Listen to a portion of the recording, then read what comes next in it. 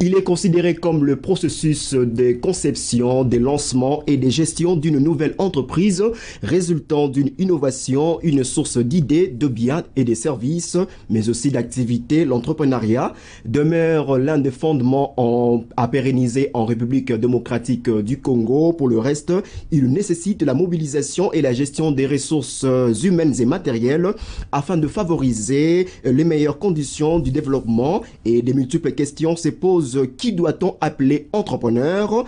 Comment le devenir? Et surtout aussi, quelles sont les stratégies pour développer son chiffre d'affaires? Et à part cela aussi, enfin, quel doit être l'accompagnement du gouvernement congolais à ses créateurs d'emplois? On en parle avec notre invité qui est déjà sur ce plateau de Simi Télévision dans cette tranche de Weekend Live. Bonjour, monsieur Simon Bilive Ngimbi. Bonjour, monsieur Welcome. Bienvenue sur ce plateau de Simi Télévision. En tout cas, merci beaucoup. C'est pour moi, je crois, une première, la première de pouvoir me présenter et d'être avec vous sur cette antenne. Donc, c'est une bonne occasion pour moi. Et je pense que nous aurons à passer des très bons moments pour pouvoir parler de ces sujets qui concernent, n'est-ce pas, l'entrepreneuriat en République démocratique du Congo. Et merci d'être avec nous. Je précise que vous êtes entrepreneur. Vous êtes aussi révérend, ressortissant de l'ISIPA, qui est l'Institut supérieur d'informatique, programmation et d'analyse. Vous êtes aussi formateur pluridisciplinaire, libre penseur, auteur d'œuvres littéraires et acteur social. Cela fait beaucoup de casquettes. Oui, ça fait beaucoup de casquettes. Comme déjà ceux qui sont familiers avec les écritures, déjà on dit qu'on demande beaucoup à celui qui a beaucoup reçu, et je pense que lorsque nous avons l'opportunité de pouvoir apporter les meilleurs de nous dans ces pays, et il n'est pas un problème de pouvoir apporter plusieurs casquettes, pourquoi pas, et dès lors que l'opportunité se présente, nous pouvons quand même les utiliser aussi. Donc pour la prochaine fois, on peut toujours vous avoir quand le temps sera disponible. Exactement. Exactement. L'entrepreneuriat, on en parle un peu plus souvent, ce n'est pas la première fois, c'est déjà à plusieurs reprises. Lorsqu'on parle de l'entrepreneuriat, vous pensez que c'est un aléatoire ou c'est une fatalité, une exigence à laquelle, je dirais, il faut s'accrocher? Bon, déjà l'entrepreneuriat, je pense que c'est une très bonne chose, ce n'est pas une fatalité. L'entrepreneuriat, c'est une opportunité qui nous permet justement de pouvoir répondre aux besoins qui se présentent, parce que lorsqu'il y a la demande, eh bien l'entrepreneuriat nous permettra de pouvoir apporter, n'est-ce pas, nos compétences, mais également ce qui sont considérés comme étant des solutions par rapport aux problèmes qui se posent donc dans la société. Donc lorsqu'on est dans l'entrepreneuriat, c'est une bonne opportunité pour nous, non seulement de pouvoir exercer ou aiguiser nos connaissances, mais aussi cela va permettre à ce que nous puissions, n'est-ce pas, apporter aussi une sorte d'indépendance sur le plan, je dirais, financier, mais aussi cela permettra à ce que nous puissions nous placer même sur une échelle qui soit nationale ou même internationale. Donc l'entrepreneuriat, pour moi, je pense que c'est une très bonne chose que nous pouvons effectuer, que nous pouvons appliquer et qui va s'inscrire, n'est-ce pas, dans ces cadres-là de pouvoir répondre aux problèmes qui se posent. Donc on peut retenir que quand on entreprend, lorsqu'on fait de l'entrepreneuriat, c'est pour résoudre un problème de la société. Si je peux être encore plus pratique et plus pragmatique pour éviter des définitions un peu trop scientifiques, je dirais entreprendre, ça signifie tout simplement entrer et prendre. Vous voyez? Donc, lorsque vous entrez dans un secteur d'activité, lorsque vous entrez dans un domaine, en fait, vous entrez pour prendre possession des opportunités qui se présentent. Et lorsque vous prenez possession de ces opportunités qui se présentent, vous allez, en fait, répondre aux besoins en y apportant de l'innovation, et cela va pouvoir créer de la valeur ajoutée.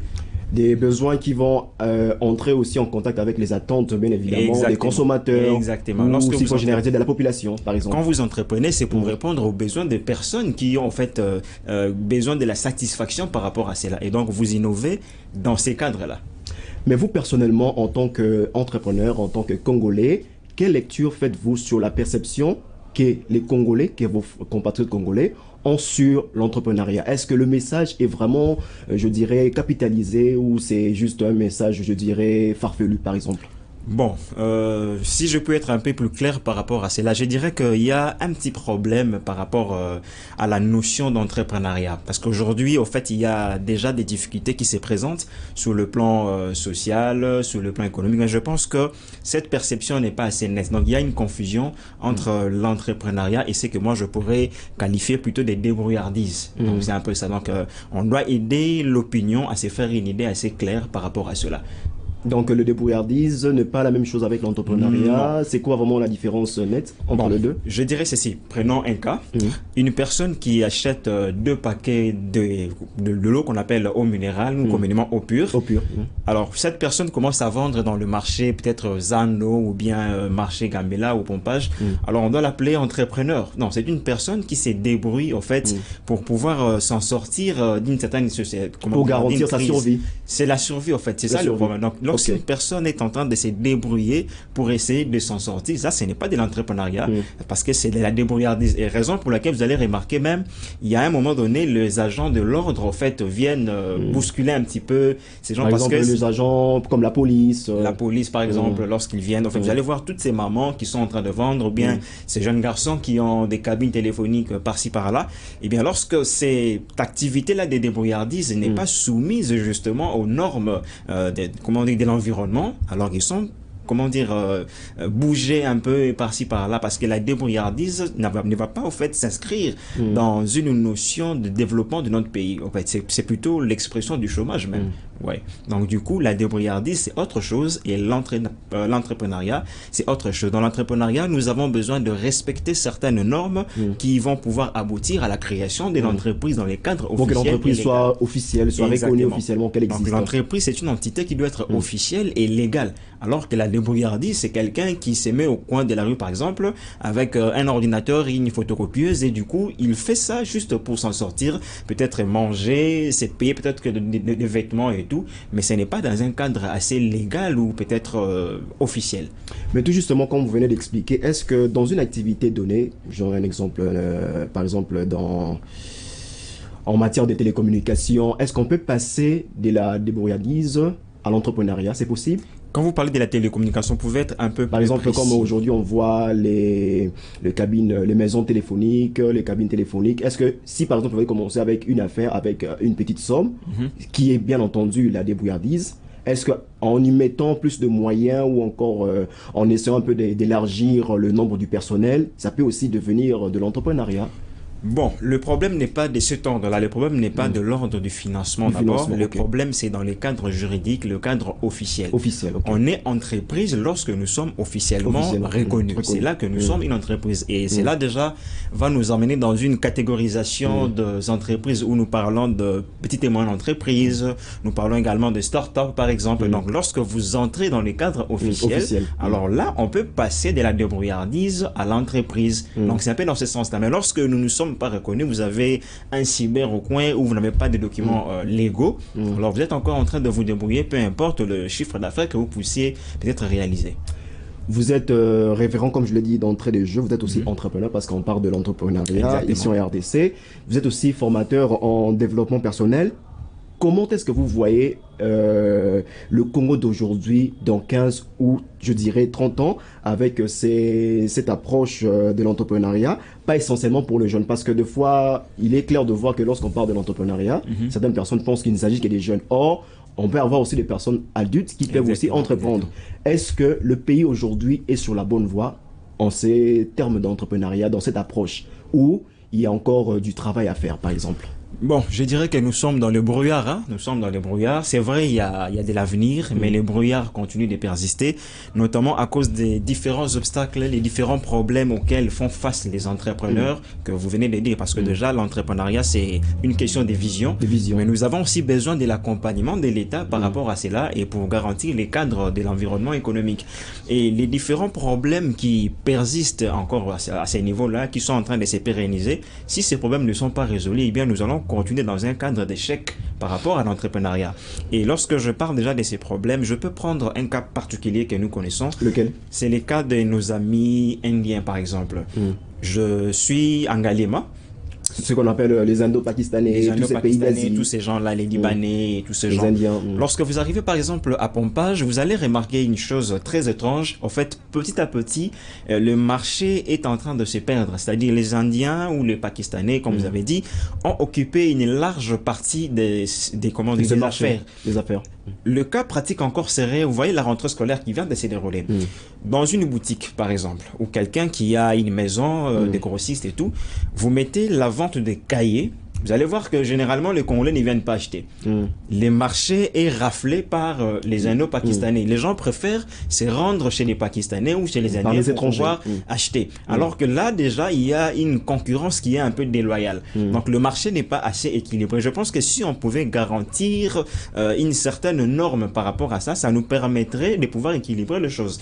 Du coup, lorsque vous avez un supermarché congolais, par exemple, dans le quartier, ça va être difficile de concurrencer un autre supermarché des Indo-Pakistanais. Donc du coup, déjà, le gouvernement, je pense que devrait apporter un apport assez nécessaire pour réguler un peu ces secteurs-là. Donc si nous continuons avec un problème de confusion, si nous continuons avec un problème d'environnement qui n'est pas favorable, nous n'allons pas aboutir à une évolution de l'entrepreneuriat. Et un autre problème que je peux aussi citer, c'est les problèmes de financement. Les entrepreneurs ont un problème de financement, notamment par rapport à l'accompagnement qui pouvait être fait par les structures d'accompagnement telles que l'ANAPI, par exemple, l'Agence nationale pour la promotion des investissements. Nous avons aussi la FEC, vous voyez, la Fédération des entreprises. Nous avons aussi COGEC, voilà, exactement. Donc, je pense que ces structures-là pouvaient quand même aider à accompagner. Mais il y a un problème. Il y a un problème de cacophonie. Il y a un problème de compréhension. Vous voyez, le quinoa, généralement, tout ce qui touche à l'État, en fait, c'est un problème. Ah non, ces gens-là demandent de l'argent. Ces gens-là, pour rentrer là-bas, c'est les tribalismes, c'est les népotismes. Alors, tout ça, déjà, c'est un problème d'information. Lorsque nous avons une information qui est claire, ça va faciliter l'adhération entre les Congolais, comment dire, les Quinois, les entrepreneurs, et aussi ces organismes-là. Parce que pour un financement, par exemple, d'une entreprise, je prends les cas des banques. Les banques aujourd'hui ont peur de prendre le risque de financer un projet, par exemple. Le projet peut être farfelu, mal formulé, et le projet, ça n'aboutit pas. L'étude des marchés n'a pas été faite de manière correcte. Et les organismes, par exemple, des microfinances, qui pouvaient faciliter, n'est-ce pas, un apport financier, en fait, lorsqu'ils vous octroient des crédits professionnels, les taux d'intérêt qu'ils réclament sont un peu énormes, exorbitants. Chose qui fait que ça inquiète un peu ces personnes qui voudraient aller solliciter un prêt. Exactement. Donc, quand vous sollicitez un prêt et que le taux d'intérêt, avec le temps déjà qu'on vous accorde pour pouvoir peut-être rembourser cet argent-là, eh bien, ça ne correspond pas avec ce que vous avez réalisé et du coup, c'est un problème. Je prends le cas d'un ami à moi qui avait aussi une start-up à Kitambo.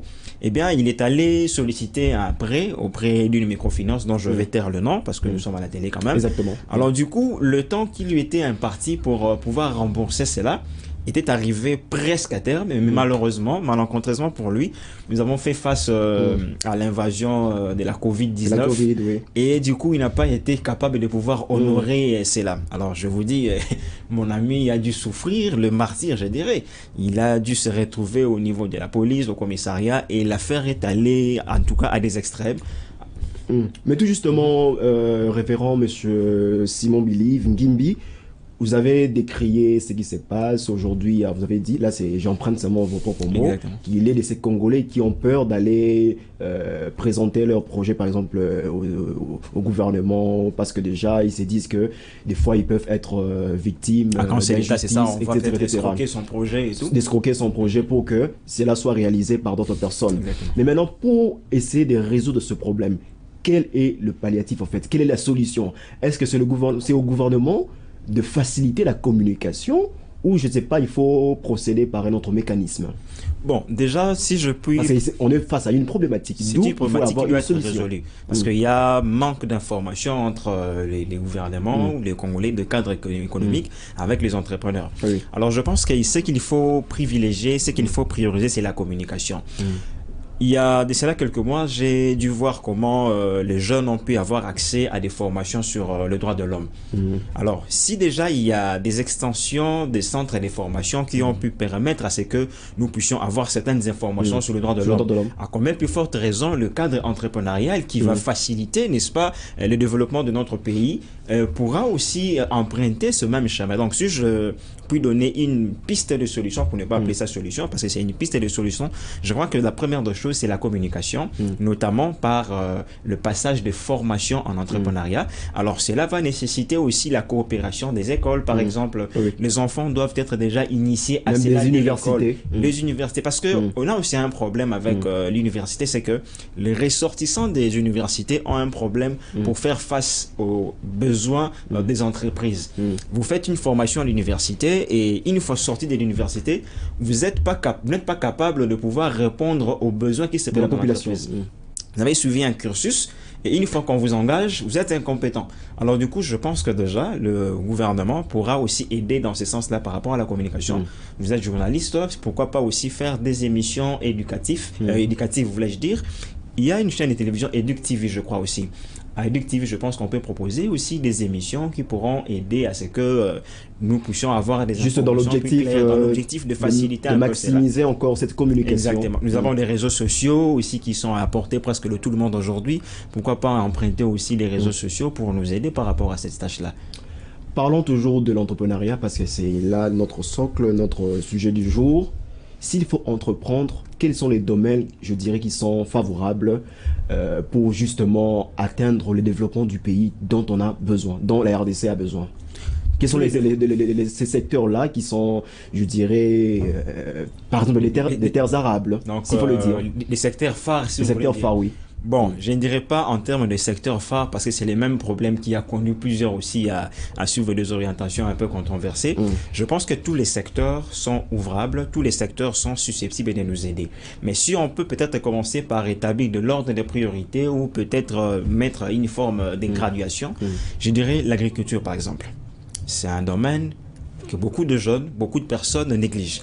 L'agriculture que moi j'appelle le pays vert, c'est un domaine très lucratif, un domaine qui peut aider à faciliter beaucoup de choses. À l'époque, lorsque nous grandissions, je connaissais ce qu'on appelait les ribumba.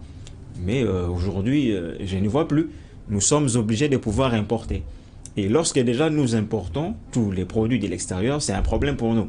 Alors que si nous pouvons avoir des personnes capables de pouvoir travailler dans le domaine de l'agriculture, cela va faciliter aussi la baisse des prix parce que nous avons une abondance de produits localement et nous pourrions aussi vendre. Donc l'agriculture déjà demeure un domaine qui va aussi aider à ce que le pays puisse se placer sous l'échiquier international. À part l'agriculture, nous avons le domaine de la technologie par exemple aujourd'hui.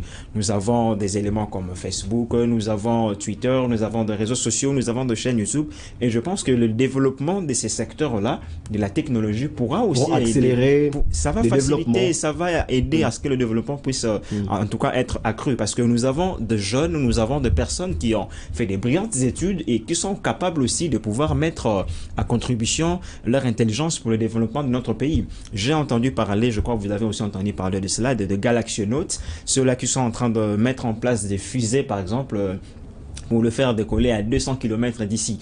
Alors, vous voyez déjà, si on peut apporter un soutien à ces personnes-là qui sont dans le domaine de la technologie, ça pourra vraiment aussi également aider à ce que nous puissions aussi atteindre un développement. Comme donc, je viens de citer déjà le domaine de l'agriculture, il y a des domaines des nouvelles technologies, le domaine donc, de la télécommunication déjà, et l'enseignement également, c'est un domaine très important parce que l'enseignement, c'est très vaste.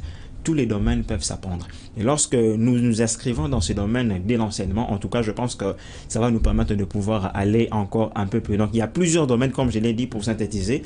Tous les domaines sont à exploiter. Sont à exploiter parce que lorsqu'il y a beaucoup de problèmes dans les pays, cela signifie qu'il y a beaucoup aussi de choses à arranger, d'opportunités. Du coup, parce que l'entreprise, c'est en réalité une solution de créativité par rapport aux problèmes. Donc, le problème, c'est ça, au fait, l'opportunité à faire. Et donc, autant de problèmes que nous avons en RDC, eh bien, ce sont autant d'opportunités. Autant d'opportunités. Parce que l'entreprise, c'est une solution qui peut être là, soit pour remplacer, soit pour réadapter, pour réajuster, pour changer, pourquoi pas passer. Alors, du coup, si on est capable de pouvoir trouver tout ce qu'il y a comme faille, tout ce qu'il y a comme défaillance de notre système sous tous les plans, je pense que ce sont autant d'opportunités qu'on peut saisir. Donc, l'important, c'est tout simplement de faire une bonne étude de faisabilité pour voir si les projets faisabilité, avoir l'œil d'observation pour voir les différents problèmes qui se posent. Et du coup, lorsque vous avez la solution, c'est-à-dire la solution qui peut être soit l'intelligence que vous avez, parce que dans l'entrepreneuriat, nous avons besoin de l'intelligence. Nous avons aussi besoin des moyens qui peuvent être des ressources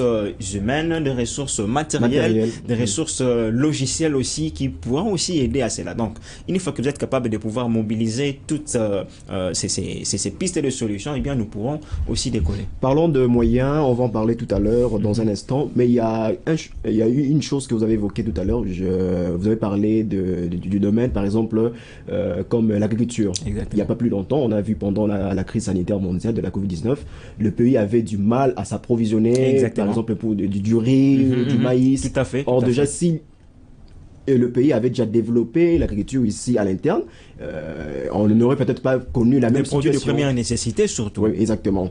Mais quelle différence établissez-vous entre une PME, c'est-à-dire ce qu'on appelle petite et moyenne entreprise, et un start-up dont vous avez parlé tout à l'heure? Ok. Alors déjà, est-ce qu'il y a une différence? Sont-ils le bonnet blanc bonnet? Sont-ils différents ou pareils? Si, il y a vraiment une différence, je dirais même une grande différence. Alors, la différence, si je puis avoir du temps quand même pour bien expliquer. Allez-y. Ok. Lorsque nous parlons de start-up, le start-up, déjà, c'est un terme anglophone. Start-up, donc ça veut dire commencer. Alors, si je puis le traduire de manière un peu plus pratique, je dirais que c'est une entreprise qu'on appelle jeune pousse. C'est une jeune plante. Donc, c'est une entreprise qui est dans une phase de commencement. Une entreprise qui vient en fait de naître. Une entreprise qui vient de commencer justement. Une entreprise en plein démarrage. C'est ça la start-up. Je parle bien sûr d'entreprise. Je ne suis pas dans le cadre de débrouillardise. Et une précision, quand vous parlez d'entreprise, c'est à l'initiative privée ou ça peut être aussi une entreprise de l'État? Bon, quand je parle d'entreprise, ça peut être privé ou de l'État, c'est pas un problème. Mais puisque nous parlons de l'entrepreneuriat, je pense beaucoup plus et je veux m'inscrire dans un domaine privé. Le domaine privé. Alors, lorsque je parle de start-up, quand je viens de commencer là, start-up, donc c'est une entreprise qui vient de naître, une entreprise qui vient de commencer. Donc, start-up, c'est comme une phase. Ce sont le premier moment d'une entreprise. Et généralement, les start-up sont des entreprises qui ont besoin de financement, qui ont besoin d'une forte croissance parce qu'ils n'ont pas encore acquis les pieds assez agiles. Donc, ils sont en train, en fait, de faire leurs preuves. Ils veulent éprouver les compétences et les apports de leur entreprise sur le marché. Là, c'est un début. Donc, c'est comme des novices, des débutants. C'est ça, leur start-up. Mais lorsqu'on parle de PME, qui est une abréviation de petite et moyenne entreprise, eh bien, je vais me référer à la charte de PME. Parce que la différence de PME peut s'établir suivant plusieurs normes. Par exemple, en France, en Europe, je peux dire, quand on parle de PME, c'est différent de ce qu'on peut appeler PME chez nous. Par exemple, en France, une PME, généralement déjà par rapport au nombre de salariés, au nombre de travailleurs, c'est déjà inférieur à 250 à 249 personnes qui y travaillent. Donc, si vous avez 250 salariés qui travaillent chez vous, vous êtes encore une PME. Et si vous avez un chiffre d'affaires, par exemple, de 50 millions d'euros, vous êtes considéré comme une PME. Alors que chez nous, en République démocratique du Congo, la charte de PME établit ce qui suit. Une PME, vous avez en général un nombre de salariés, disons, qui est compris entre 6 personnes et 50 personnes. Donc, lorsque vous avez 50 personnes qui travaillent à votre compte, des salariés, alors là, ils sont payés chaque mois, rémunérés. Bien sûr, ils doivent être rémunérés parce que la rémunération fait partie justement de l'accompagnement, des mesures d'accompagnement. Exactement. Et c'est des problèmes dont peut-être on pourra évoquer plus tard. Donc, si vous avez entre 6 personnes et 50 personnes qui travaillent chez vous, alors là, vous êtes dans une PME. Et un autre aspect encore à ajouter par rapport à la PME, c'est aussi le problème du chiffre d'affaires. Le chiffre d'affaires annuel hors taxe est compris entre 10 001 $ et 50 000 $. Là, c'est en RDC. En RDC. Alors déjà, imaginez quelqu'un qui vient d'ouvrir un cybercafé. Alors dites-moi, est-ce qu'en une année, il peut déjà mobiliser, il peut réaliser un chiffre d'affaires de 50 000 $ ou 10 000 $ dans un cyber du coin? Je ne pense pas. Donc c'est encore au niveau du start-up. Donc comme je viens de le dire, si je puis résumer, le start-up, c'est par rapport au commencement et généralement, le start-up ont besoin aussi psy, d'un coup de pouce, ils ont besoin des financements, ils sont à la recherche comment dire, de la croissance de leurs activités. Tandis que une PME, c'est déjà une entreprise qui a des bases solides, qui a déjà éprouvé les marchés et qui peut justement évoluer peut-être même de ses propres ailes, quoique elle aura besoin d'un apport aussi en finance. Mais déjà, c'est une entreprise qui respecte aussi les normes. Parce que déjà, pour créer une entreprise chez nous, nous avons des formalités à suivre. Par exemple, il faut se rendre au guichet unique où vous devez déposer une lettre que vous allez adresser au directeur général, une lettre qu'on appelle la lettre des demandes de création d'entreprise. Vous devez peut-être apporter des pièces justificatives, des pièces comme par exemple pièces d'identité qui sont reconnues. Vous devez apporter par exemple un extrait de votre casier judiciaire. Vous devez apporter une copie du titre de propriété ou soit du contrat de bail. Vous voyez que tout ça, il y a beaucoup de préalables. Il y a des formalités. Et du coup, déjà, la bureaucratie, quand c'est trop excessif, il y a de lourdes formalités administratives. C'est normal que les gens, des fois, aient peur. Voilà, on a peur de ça. On s'est dit, bon. Et à part cela aussi, on voit, il y a plus de contrôle. C'est que les gens appellent aussi des fois tracasserie. Donc, mais que vous avez déjà ouvert votre entreprise. Il y a trop de services, il y a trop de services. Je connais plusieurs personnes que j'ai encadrées dans le domaine d'entrepreneuriat et qui ont eu à faire face à beaucoup de problèmes. À Kitambo, il y a eu des jeunes qui ont voulu commencer, mais vous ouvrez votre start-up aujourd'hui, demain, c'est un problème. Déjà, à la porte, on toc, toc, toc. Les agents de l'État sont là, payez ceci, montrez-nous cela. Et tout ça, ça fatigue un peu. Alors, beaucoup de personnes préfèrent travailler dans les cadres informels. Vous envoyez une agence de shooting, par exemple, et ça reste chez vous. Vous avez un siège chez vous. Et du coup, vous ne voulez pas être connu. Et le fait de ne pas être connu officiellement, vous n'avez pas de statut juridique. Et du coup, c'est un problème aussi pour pouvoir promouvoir vos activités. Donc, c'est un peu dans ce sens-là. Donc, il appartient à l'État congolais de veiller à ce que les règles qui régissent dans ce domaine soient vraiment l'environnement entrepreneurial doit être favorisé. Vraiment favorisé pour que tout le monde, que toutes les parties se retrouvent comme il se doit. Exactement. Nous allons évoluer. C'est quoi le lien que vous établissez entre l'éducation? Quand je parle de l'éducation, je vois la formation, que ce soit à l'école ou dans la vie normale, dans la vie quotidienne, et l'entrepreneuriat. Est-ce qu'il y a un lien, il y a une relation qui est comprise entre l'entrepreneuriat et l'éducation? Est-ce qu'on peut entreprendre sans pourtant avoir l'éducation ou encore sans pourtant avoir la formation? Ok. Dans un premier temps, je dirais que l'entrepreneuriat, c'est une question des visions. Dans ce cas, je vais rejoindre notre écrivain de la RADC qui a dit, monsieur Étienne Kankou, que je salue aussi, qui a dit que l'entrepreneuriat, c'est un problème tout d'abord des visions. Il ne s'agit pas d'avoir une éducation particulière par rapport à une formation universitaire ou une formation scientifique trop brillante. Donc, c'est d'abord un problème de vision, comme j'avais dit. Une fois que vous avez vu le problème qui se pose et que vous avez la solution, vous pouvez apporter quelque chose. Ou encore, même s'il n'y a pas forcément un problème, mais que vous sentez en vous une certaine vocation de pouvoir exercer dans un domaine particulier et que vous avez quelque chose à apporter, que vous ayez de l'éducation universitaire ou pas, que vous n'ayez pas suivi un cursus forcément académique, n'est pas en soi un problème pour vous lancer. Donc l'entrepreneuriat ne dépend pas d'abord de cela. L'entrepreneuriat, c'est un problème d'opportunité qui se présente. Mais qu'à cela ne tienne, l'éducation universitaire ou peut-être une formation professionnelle est toujours importante pour vous permettre de pouvoir bien asseoir votre politique entrepreneuriale dans le cadre d'un développement. Surtout de manager aussi, de faire de bons... Vous ne savez peut-être pas comment gérer la répartition des biens, la répartition de salaire. Surtout aussi gérer votre chiffre d'affaires. Voilà, ça va être un problème. Donc, pour vous lancer, c'est pas nécessaire d'avoir un diplôme, mais pour que vous puissiez faire face aux aléas de ces domaines-là, vous avez besoin de vous faire accompagner des gens qui ont une bonne éducation pour ça, mais vous aussi, en tant qu'entrepreneur, vous devez être en mesure de faire cela. Et un autre problème qu'il y a, c'est l'inadéquation aussi des formations que nous suivons avec l'entrepreneuriat. Si vous pouvez me permettre, je pourrais dire quelque chose de très important, c'est que généralement les gens passent à côté de leur vocation à cause de ce problème que nous avons aujourd'hui, du genre, comme on dit à Kinshasa aujourd'hui, tel domaine est devenu lucratif. Alors du coup, si on vous dit par exemple que non, l'informatique paye, Vous allez voir, tout le monde va faire l'informatique à l'ISIPA. J'ai vu beaucoup de personnes, je suis sorti de l'ISIPA, j'ai vu beaucoup de personnes qui auraient pu faire la couture, qui auraient pu faire peut-être d'autres métiers, être peut-être des économistes, mais qui sont venus à l'ISIPA tout simplement parce qu'on leur a dit il y a beaucoup de travail à l'ISIPA. Donc si vous finissez à l'ISIPA, vous n'allez pas directement vous serez embauché. Vous allez être capable de créer votre entreprise. Et ils sont venus à l'ISIPA. Aujourd'hui, ils sont là en train de poireauter. Ils sont là, ils tournent en rond, ils ne savent plus que faire. Alors du coup, moi je pense que si on doit créer une entreprise, le problème, le lien qu'il y a entre les études que vous faites et l'entrepreneuriat, c'est d'abord votre propre vocation. Il n'y a pas longtemps, dans les années, je crois, 50 peut-être ou 60, où la géologie était une étude qui n'était pas assez considérée. La faculté de géologie à Lubumbashi, par exemple, il n'y avait pas assez d'étudiants. Mais lorsque les entreprises minières ont commencé à exercer et que le domaine a commencé à s'étendre, alors on a vu beaucoup de personnes qui ont commencé à affluer vers cette faculté-là. Voilà, maintenant là, il faut entrer dans ce domaine. Donc je pense qu'il faut avoir une bonne orientation et cela depuis l'école. L'école a un problème que je peux dire. Aujourd'hui, on n'apprend pas aux élèves de pouvoir réfléchir de manière à se prendre comme des personnes qui sont autonomes, capables d'apporter quelque chose. Nous avons des personnes qui sortent de nos écoles et de nos universités, mais qui dépendent au fait du système en place.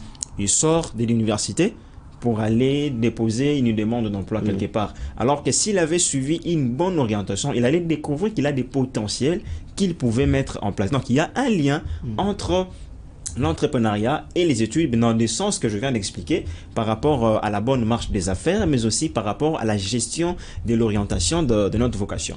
Tout justement, s'il faut rebondir un peu sur ce que vous avez dit tout à l'heure, parlons de l'éducation. Vous pensez que l'éducation, plutôt le système éducatif congolais actuel, qui est toujours en vigueur depuis des années, je dirais même depuis les années qui étaient avant même notre indépendance, répond aujourd'hui aux normes internationales en vigueur aujourd'hui? Est-ce qu'aujourd'hui, si par exemple quelqu'un qui finit à l'université peut être éligible à travailler, à créer de l'emploi, à un poste, pas seulement à demander de l'emploi, parce qu'aujourd'hui on voit que des fois les gens ne cherchent qu'à demander de l'emploi. Est-ce qu'aujourd'hui un Congolais, lorsqu'il termine ses études à l'université, il est capable de créer de l'emploi?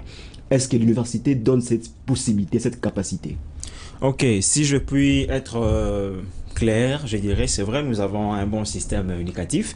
Je suis ressortissant d'ici, donc nous avons fait l'école surtout qui est corollaire à celui de la Belgique. La Belgique, donc nous sommes fiers de cela. Tout d'abord, en tout cas, je suis fier de cela et j'ai fait mes études primaires au complexe scolaire Mafuta. Je profite pour saluer monsieur Mafuta Honoré. J'ai fait aussi mes études secondaires là-bas, mes études humanitaires, j'ai fini. Et si je peux me présenter aussi sur ce plateau, c'est parce que je bénéficiais d'une bonne formation qui est liée justement à notre système éducatif. Mais le contentement ne peut pas résoudre le problème. Je dirais que notre système éducatif est un système de consommateurs et non pas un système de producteurs. Donc c'est obsolète? Obsolète, je dirais à quelques pourcentages près. C'est-à-dire à grande échelle, je dirais que nous avons un système qui est beaucoup plus dans la consommation que dans la production. Est-ce que vous avez déjà vu des grands modèles de véhicules qui ont été réalisés par notre pays qui nous a colonisés peut-être? Ou est-ce que vous voyez la Belgique peut-être surplomber les domaines industriels? Je crois que non. C'est vrai, il y a des avancées technologiques en Belgique, mais la Belgique ne s'inscrit pas dans les colonnes parmi ces pays-là qui sont en train de mener la danse sur le domaine technologique ou le domaine scientifique. Donc du coup, déjà, nous avons un programme qui est un programme des consommateurs qui ne permet pas ce que nous puissions être autonomes. Un programme qui est limité, qui n'est pas élargi. Limité et limitatif. Et je dirais aussi qu'il y a un problème aussi avec nos formations, c'est que les étudiants, les élèves ne sont pas formés à développer ce qu'on appelle l'intelligence financière. Nous sommes là beaucoup plus dans le cadre de pouvoir chercher à ce que nous puissions être embauchés. Et le grand problème qu'il y a, c'est que ces programmes qui est le nôtre dans le pays ne permettent pas à ce que nous puissions répondre aux exigences des multinationales ou des ONG qui viennent par exemple ici. Généralement, lorsqu'il y a des offres d'emploi qui sont publiées, on recherche telle personne qualifiée pour tel domaine, généralement, on a un problème. Tout ce qui peut être en commun entre les demandes qui sont formulées par les ONG, et c'est juste le titre en fait, licencié, mais peut-être que le profil que vous avez ne va pas vous permettre de pouvoir répondre à ces besoins-là par rapport au poste que vous allez occuper. Et du coup, il y a un conflit entre les intérêts poursuivis par les multinationales avec la formation dont on a bénéficié. Donc, on est licencié, on est gradué, mais on n'arrive pas à exercer un domaine parce que notre formation n'a pas été adéquate pour répondre à ces problèmes. Donc, je pense qu'on doit réajuster un peu notre programme, on doit réformer un peu ça, le mettre à jour de manière à ce que nous puissions être à l'aise sur le plan international. Parce que les entreprises ne sont pas seulement des entreprises congolaises. Nous avons des entreprises étrangères qui viennent aussi investir surtout ici. Dans les domaines de télécommunications. Domaine de télécommunications avec déjà le programme qui sont à travers le monde. Vous allez voir beaucoup de personnes sont en train de s'auto-former avec ce qu'on appelle des tutoriels. Vous allez voir quelqu'un qui va sur YouTube, qui va aller chercher un peu à gauche, à droite comment connaître telle ou telle chose.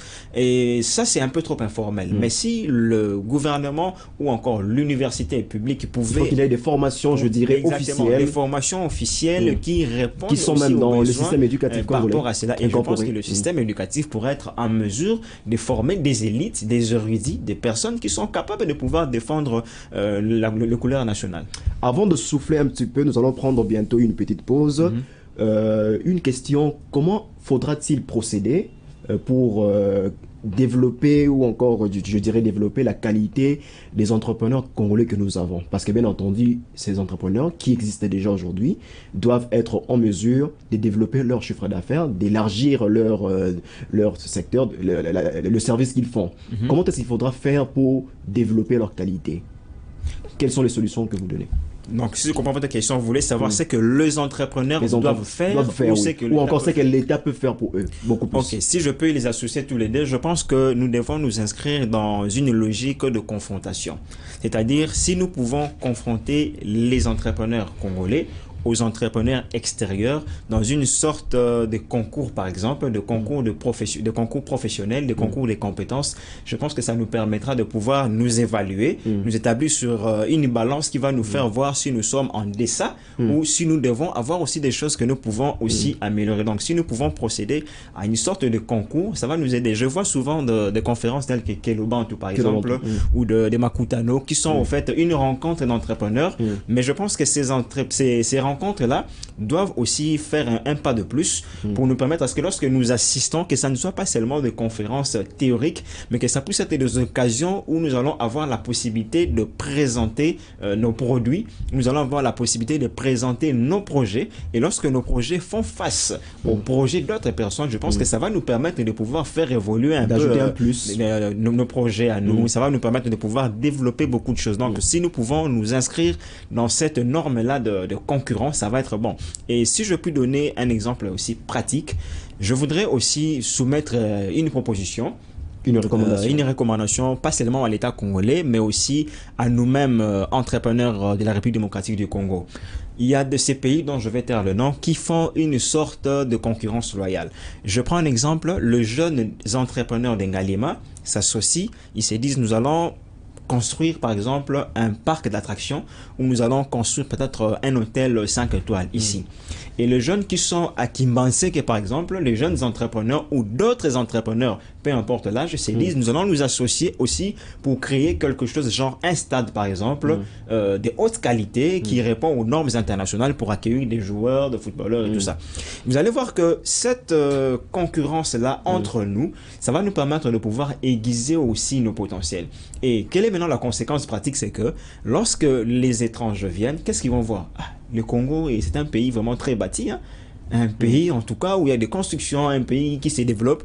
Alors qu'en réalité, savoir que cela résulte d'une concurrence qui est loyale entre nous. En fait, ça ne va pas faire des rivalités, mais le fait que nous sommes en concurrence, on veut dépasser. Ça permettrait aussi d'accélérer le train de développement. Exactement. Donc, lorsque nous voulons dépasser ce que les autres font, ça va permettre aussi au pays de pouvoir s'élever. Nous avons vu la dame qui a réalisé des robots. Vous voyez, à Kitamo, il y a des robots. Vers Asanef aussi, il y a des robots. Alors, s'il y en avait 25-30, parce que ce robot qui a été réalisé a aussi quelques failles.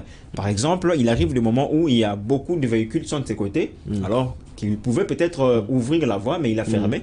Alors, si on pouvait ajouter des capteurs, par exemple, qui pouvaient analyser, compter le nombre de véhicules qui sont là, vous voyez que si on avait des concurrents par rapport à cela, on aurait pu évoluer. Donc, la concurrence reste en tout cas l'un des meilleurs choix pour nous permettre de pouvoir augmenter, niveler un peu cela. Nous allons marquer une petite pause et puis revenir dans un instant pour poursuivre la suite de cette tranche de Weekend Live. Simi Télévision, la première chaîne d'information qui défie toute télévision avec son système de technologies du direct, jamais existé en RDC. Pour la couverture de tous vos événements, où qu'ils s'y tiennent, campagnes, meetings, conférences, dîners scientifiques. Vivez le direct, réalisez le direct à travers le monde. Simi Télévision, toujours à vos côtés.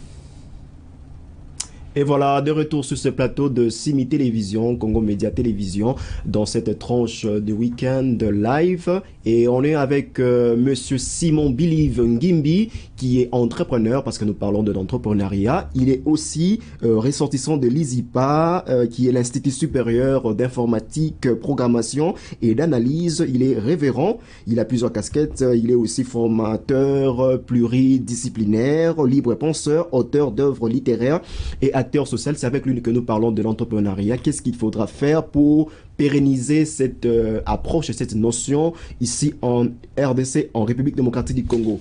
Monsieur Simon Bilive Ngimbi, nous allons évoluer, nous allons prendre la dernière partie de cette tranche. Que dire de ces entrepreneurs, que ce soit de jeunes ou vieux, qui n'arrivent pas à transmettre leurs connaissances aux autres? Où se trouve le problème? Et quelles sont les pistes de solutions que vous pouvez donner? Lorsque vous parlez des connaissances qui doivent être transmises, à quoi faites-vous allusion? Ils ont de la maîtrise, ils savent comment est-ce qu'il faut développer les chiffres d'affaires, mais des fois, ils n'ont pas cette capacité de les transmettre aux autres. Par exemple, il y a certains qui disent que, voilà, je vais être le seul dans ces domaines, c'est moi qui dois germer, je dois développer seul. Il n'a pas ces soucis-là de permettre aussi aux autres d'acquérir cette connaissance. Je pense que c'est un problème d'égoïsme pur et simple, parce que si tout le monde devait avoir ces comportements égocentriques, je pense qu'aujourd'hui, nous ne parlerions même pas de l'informatique. Si chacun pouvait dire, bon, comme j'ai découvert telle chose, je pense que je vais rester le seul garant par rapport à cela, alors nous n'allions pas obtenir même la lumière que nous avons aujourd'hui. Parce que si Thomas Edison avait dit que, voilà, bon, comme j'ai découvert l'ampoule, je vais brûler tous mes livres et comme ça, personne d'autre ne va me supplanter, je pense qu'aujourd'hui, nous ne serons pas là où nous sommes aujourd'hui. Donc, par rapport à cela, je pense que les entrepreneurs doivent être ouverts pour faire profiter de leurs connaissances, de leur expérience, de leurs expertises. Parce qu'aujourd'hui, le problème, c'est quoi? Nous avons vu de ceux-là qui ont réussi, on les acclame, les chanteurs sont en train de chanter leur nom par-ci par-là, on les clame. Mais si on se demande, bon, qu'est-ce que vous avez fait pour arriver là où vous êtes arrivé? Eh bien, le monsieur peut-être ne sait pas expliquer. Le monsieur ne sait peut-être pas nous transmettre les occasions dont il a bénéficié. Le monsieur ne peut pas peut-être nous expliquer quelles ont été... Comme si c'était tombé... Voilà. Et surtout, c'est un problème avec nos amis chrétiens. Je suis chrétien, c'est vrai. Mais le problème avec nos amis chrétiens ont un problème. C'est quel le problème? C'est que quand vous leur demandez comment vous avez fait pour arriver à tel niveau, ah, c'est la grâce de Dieu. Voilà. Comme si la grâce de Dieu pouvait tomber comme ça et puis voilà, c'est tout. Alors qu'il y a des problèmes, le travail qui a été fait, les opportunités, les difficultés. Et lorsque vous êtes là, vous nous transmettez ce qu'a été votre parcours. Je pense que ça va motiver aussi ceux-là qui hésitent encore à pouvoir s'inscrire dans ce domaine d'entrepreneuriat. C'est pourquoi je félicite parfois ceux-là, bon, bien que ça devient un peu abusif, ceux-là qui font des vidéos de motivation. Ça aide quand même certaines personnes à trouver leur voie. Et je sortir de l'ombre. Ajouter aussi un exemple important. Récemment, j'ai suivi un documentaire, une émission même sur quelques chaînes de l'extérieur, où j'ai vu le président américain, l'ex-président américain Barack Hussein Obama, qui s'est rendu au fait à une conférence organisée par Mark Zuckerberg de Facebook. Les présidents Obama qui se rendent à la rencontre de jeunes pour leur parler de l'entrepreneuriat. Le président qui vient répondre aussi aux questions posées par le jeune. Vous voyez, c'est tellement bien lorsque vous voyez le contact entre une grande personnalité qui a réussi, son contact facile avec la population. Il y a de ceux-là qui peut-être ignorent qu'ils sont des entrepreneurs. Mais lorsque le président Barack Obama est en train de parler de cela, le problème, voilà, le gouvernement a besoin de vous. Lorsqu'on sent que le pays a besoin de nous, en tout cas, ça incite en nous ces désirs-là de pouvoir avancer. De faire aussi, je dirais, une introspection, de savoir ce que on est. Voir qu'est-ce que je peux apporter. J'ai ma nièce qui est aux États-Unis. J'avais vu une de ses vidéos qu'elle m'avait envoyée à l'époque. Elle avait encore 9 ans. Dans leur école, on leur a déjà appris que le pays a besoin d'eux. Qu'est-ce qui se passe dans nos familles aujourd'hui? Un enfant qui peut-être n'arrive pas à réussir et vous allez voir la façon dont ses propres parents l'insultent. comme si c'était un moins que rien qui ne peut rien apporter. Et ces comportements-là où nous manquons des références en matière de développement entrepreneurial, c'est un problème qui doit être résolu par la communication effective. Vous connaissez sûrement l'acteur Denzel Washington. Je l'ai à plusieurs reprises vu lors de la collation des grades académiques à l'université. Vous allez voir, les universitaires sont venus pour recevoir leurs titres académiques. Mais qu'est-ce qui se passe? Ces grands personnages, ces héros pour plusieurs personnes qui a réussi, vient au fait tenir non seulement un discours, mais il va au fait animer tout un débat qui va permettre à ces ressortissants des universités de suivre le parcours qui a été combien difficile pour cette personne, mais qui a persévéré et qui a réussi aujourd'hui dans le domaine entrepreneurial ou dans un domaine quelconque de son choix, de sa prédilection. Alors du coup, je pense que si on pouvait faciliter ces contacts entre ceux-là qui ont réussi dans le domaine entrepreneurial aujourd'hui, qui tiennent des chaînes de télévision, ceux-là qui tiennent de grands magasins, qui tiennent de supermarchés, qui tiennent des hôpitaux, des écoles. Même dans le domaine d'agriculture, exactement, de pêche, d'élevage. Pêche, élevage, tout ça. Si nous pouvons avoir un contact facile avec ces personnes-là et qui peuvent nous parler de leur parcours, ça va nous aider. Et qui peuvent aussi faire profiter de leur expérience. Pourquoi pas organiser aussi des séances de coaching, par exemple, enseigner aux jeunes comment gérer son chiffre d'affaires, comment gérer les salariés, par exemple, comment connaître la psychologie. Ou même générer ses chiffres d'affaires. Comment faire? Parce qu'avant de le gérer, il faut d'abord savoir comment créer cela. Vous pouvez avoir 50 000 $, vous commencez une entreprise et après 2 semaines, tout s'écroule. Exactement. Pourquoi on remarque aujourd'hui que lorsqu'un Congolais lance une affaire, on se dit, oh, soyez calme, ça ne fera pas longtemps. Ce n'est pas de longue durée. 2-3 ans sont nombreuses. Et puis vous allez voir, en un mois, déjà, ça commence à bouger. Je connais un cas bien précis d'un Congolais qui avait ouvert un restaurant ici à Kinshasa. Et c'était un problème pour lui parce que quand ça a commencé, il ne savait pas comment faire pour payer le transport journalier à ses employés. Et quelque part aussi, 2-3 mois plus tard, du coup, c'est devenu genre, vous venez, vous travaillez et il n'y a pas de transport.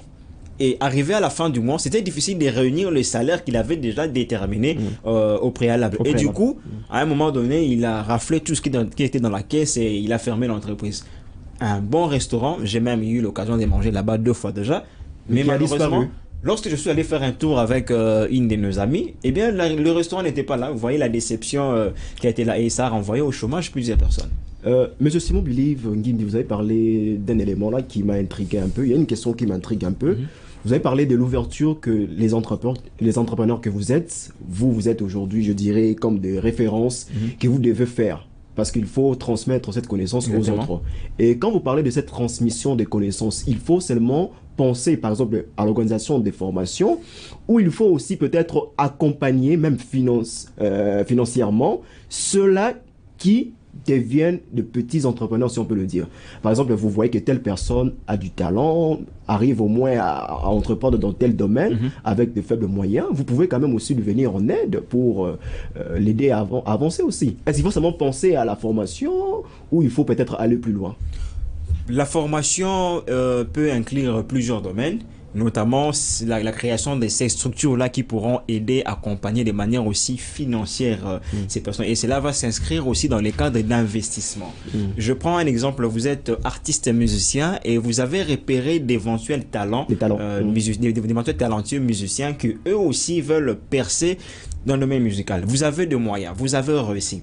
Mais pourquoi pas créer une structure d'accompagnement de ces musiciens-là? Et je salue aussi l'un de nos musiciens congolais aujourd'hui, le frère qui est devenu pasteur, Moïse Mbiye, qui a sa structure, je crois, de Bibomba Musique. En tout cas, c'est l'une de nos stars qui font aussi la fierté de notre musique aussi. Nous avons aussi tant d'autres qui peuvent aussi avoir aussi cette initiative. Nous avons... dans n'importe quel domaine. Dans n'importe quel domaine. Nous avons plusieurs personnes qui peuvent faire cela. Donc, vous avez une structure qui va non seulement former sur le plan formation simplement théorique, mais vous pouvez accompagner aussi le jeune, leur permettre de pouvoir aussi se démarquer.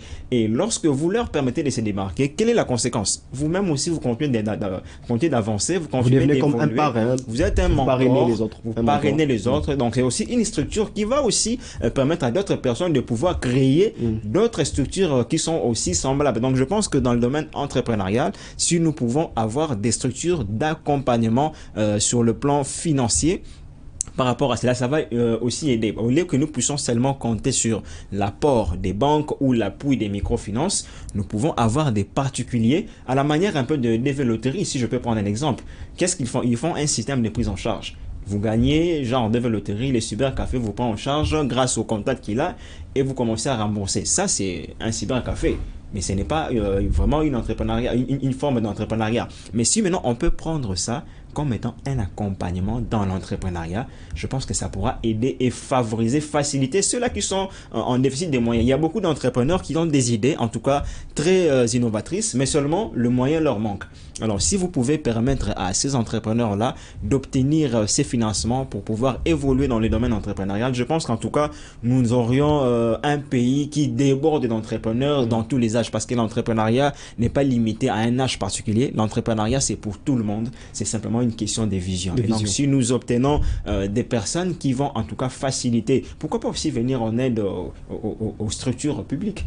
Ça peut aussi aider. Donc, on ne va pas simplement compter sur l'État qui devrait faire telle ou telle chose, mais nous qui avons réussi, nous pouvons aussi de nous-mêmes, de manière indépendante, et bien créer des structures qui pourront favoriser aussi l'émergence de l'entrepreneuriat. Mais parlons un petit peu de l'État. En âme et conscience, personnellement, je dirais main sur le cœur, vous pensez que l'accompagnement que l'État congolais fait aux entrepreneurs est aujourd'hui à apprécier ou encore à désirer? Bon, l'accompagnement bien de que l'État, cela appartient aussi à eux-mêmes, les entrepreneurs, de donner le meilleur d'eux-mêmes, mais est-ce que l'État, de son côté, donne l'accompagnement qu'il faut? Ok, je vais prendre l'État comme étant une famille. Ouais, nous sommes dans une famille où nous avons un papa, nous avons une maman, et nous avons les enfants. Alors, dans la famille, nous avons également des oncles, nous avons des tantes. Qu'est-ce qui se passe? La législation au niveau de l'État peut établir que voilà, nous devons disposer d'autant comme étant le fonds qui va pouvoir aider la jeunesse ou peut-être tous les autres entrepreneurs à pouvoir émerger. Mais il y a au sein de la famille des oncles, des tantes qui viennent de manière un peu frauduleuse, peut-être bouffer ou mal orienter cette politique que l'État a déjà mise en place pour pouvoir accompagner les entrepreneurs. Je prends un exemple où nous avons des problèmes de tribalisme. La politique est claire. La politique pour l'entrepreneuriat est claire que voilà, l'État dispose d'autant pour aider les entrepreneurs. Donc, vous apportez un projet, l'organisme de l'État qui est chargé de cela va pouvoir étudier votre projet, va faire l'étude de marché et voilà, on voit que votre projet est viable, la faisabilité de cela, et puis on va vous propulser. Ça, c'est une politique qui a été faite.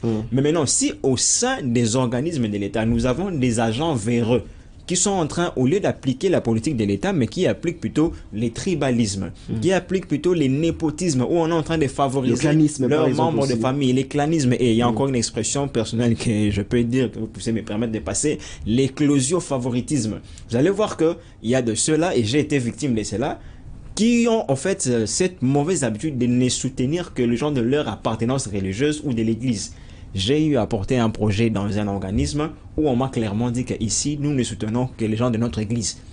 C'est un organisme de l'État, mais l'agent véreux qui est là commence en fait à appliquer sa propre politique où il ne soutient que les gens de son église ou de l'appartenance religieuse à laquelle il est. Alors du coup, je pense que l'accompagnement de l'État sera mitigé, l'accompagnement de l'État sera mal perçu. Donc si nous pouvons respecter une politique qui puisse être claire et faciliter aussi des démarches administratives par rapport à cela, je pense que le Congolais n'aurait plus peur de pouvoir approcher l'État pour se faciliter, se doter de cet accompagnement-là par rapport à l'entrepreneuriat.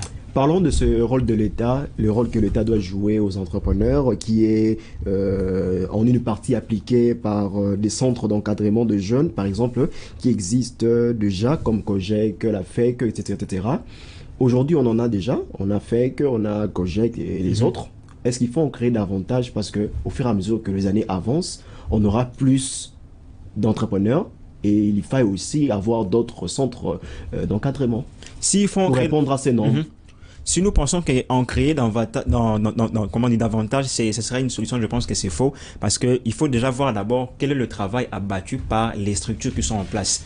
Si déjà les structures qui sont en place n'arrivent peut-être pas à faire face à cela, ce ne sera pas un problème de nombre, un problème de surplus des structures, mais ce sera un problème des politiques, un problème des management, un problème de gestion de problèmes qui se posent. Donc le problème, ce n'est pas de créer plusieurs structures, mais le problème est que nous puissions d'abord voir quel est le travail effectué par cela, quel est leur bilan, quel est leur rapport. Et bien, si nous apprécions le travail qu'ils font, si nous voyons le fruit de cela, alors il sera peut-être question aussi de pouvoir en rajouter. Comme ça, nous pourrons avoir plusieurs autres structures qui pourront aussi se démarquer, se diversifier selon plusieurs nombre d'entrepreneurs que nous avons. Donc, en créer davantage, c'est pas une solution première, c'est d'abord de voir quel est le travail abattu par ces structures-là. Et si ces structures répondent à l'appréciation, à la satisfaction de ce dont nous avons besoin, je pense que nous allons nous retrouver, nous serons tous d'accord d'en avoir aussi plusieurs. Ainsi, ça sera votre mot de la fin, Monsieur Simon Bilive Ngimbi. Merci d'avoir été de nôtres sur ce plateau de Cime Télévision. En tout cas, merci beaucoup, le plaisir est partagé. Et je rappelle que vous êtes entrepreneur, révérend, vous êtes aussi ressortissant de l'ISIPA, Institut supérieur d'informatique, programmation et d'analyse. Vous êtes aussi formateur pluridisciplinaire, libre penseur et auteur d'œuvres littéraires et acteur social. Merci d'avoir été avec nous et c'est aussi la fin de cette tranche de Weekend Live. On se retrouve la semaine prochaine pour le même plaisir et pour le même travail.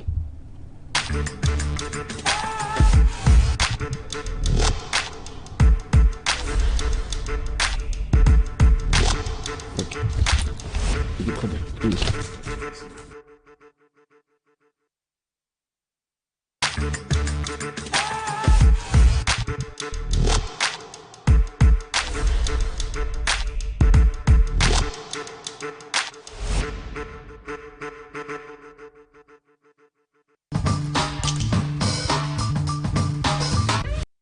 Travailler. J'insiste sur l'unité. Aidez votre leader. Sinon, vous allez le tirer vers le bas. Chers camarades, applaudissez pour elle. Elle se bat. Il découvre que c'est le fleuve Congo. Donc, c'est le premier Européen à naviguer sur le fleuve Congo à partir de l'Est jusqu'à Goma.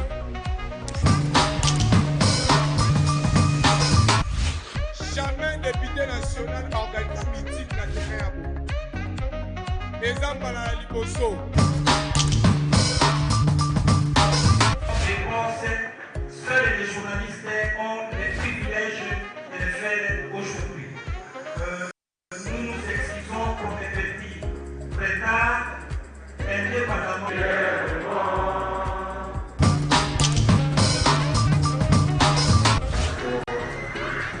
La fin de la cérémonie. Pour lier le cœur à la parole, le deuxième membre de votre on va voir comment les sources d'information travaillent. Le travail des sources d'information, comment on fait l'information à l'est du pays. Nous allons enchaîner avec le témoignage de notre confrère patient de Congo. J'essaie de répondre. La résilience, lorsqu'il y avait des problèmes, comment les gens arrivaient à s'en sortir. La deuxième chose, je crois, le parent pauvre de la prise en charge de 15 secondes,